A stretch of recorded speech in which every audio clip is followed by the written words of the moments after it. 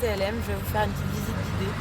Donc ici on arrive sur un niveau qu'on appelle le Red Rail, puisqu'il est situé du coup sur le niveau où il y avait les anciens rails de la petite ceinture.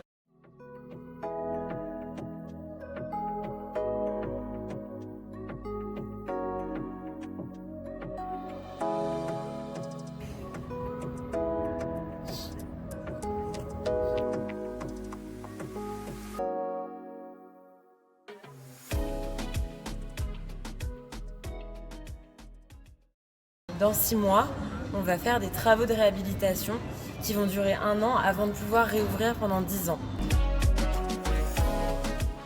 C'est l'espace polyvalent où on accueillera toute la programmation artistique et culturelle, donc des concerts, des expositions, des scènes ouvertes, des comédie clubs, voilà, tout un peu ce qui va constituer notre programmation.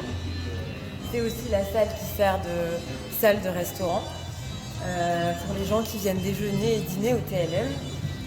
Sur la droite, on a le bar du TLM, du coup, qui est tenu par Maxime.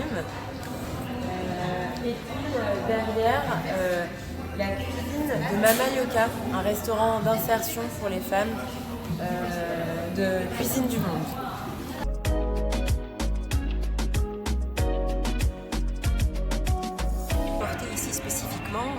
L'activité de restauration et donc de privatisation, traiteur, événementiel, avec pour objectif de proposer du travail, un travail durable sous forme de CDI à des femmes qui sont des bonnes cuisinières, qui habitent le quartier et qui auraient la possibilité donc de développer avec ce qu'elles savent faire une offre de restauration accessible et éco-responsable. Je m'appelle Nafor, j'ai 37 ans. Et je suis le fondateur de The Pay, qui est une fripe nomade anticapitaliste. En fait, l'idée, c'est de rendre hommage aux travailleurs. Vous avez une sélection de bleus de travail. C'est des vrais bleus de travail qui ont servi, des bleus de travail qui ont patiné avec le temps. Là, vous avez une blouse de Siemens qui date certainement des années 60-70. Donc là, un bleu de travail certainement qui appartenait à un peintre. Puis vous avez des vestes années 70, donc on peut les reconnaître tout de suite parce que souvent c'est du tergal. Et puis on voit que carrément c'est des vestes qui ne sont pas signées parce que dans les années 70 il n'y avait pas forcément l'émergence des marques. Donc on voit juste la matière, là c'est de la laine, voilà, la doublure. Donc voilà, aucune signature, aucune marque et c'est une veste qui est plus vieille que moi, quasiment, et qui reste intacte, quasiment en bon état. Donc qui peut dire tout de suite sa qualité, elle parle d'elle-même.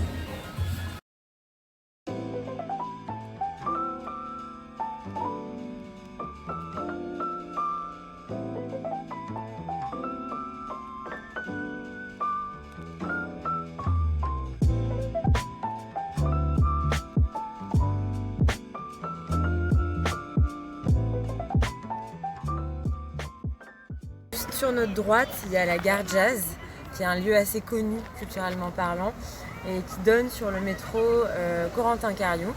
Et sur notre gauche, on accède à la gare Rosa Parks sur le RER E. Donc on est vraiment au milieu de ce tronçon de la petite ceinture qui est du coup assez vierge d'activités. Et du coup on a la chance d'avoir cet espace vert pour accueillir des animations, des activités pour les enfants.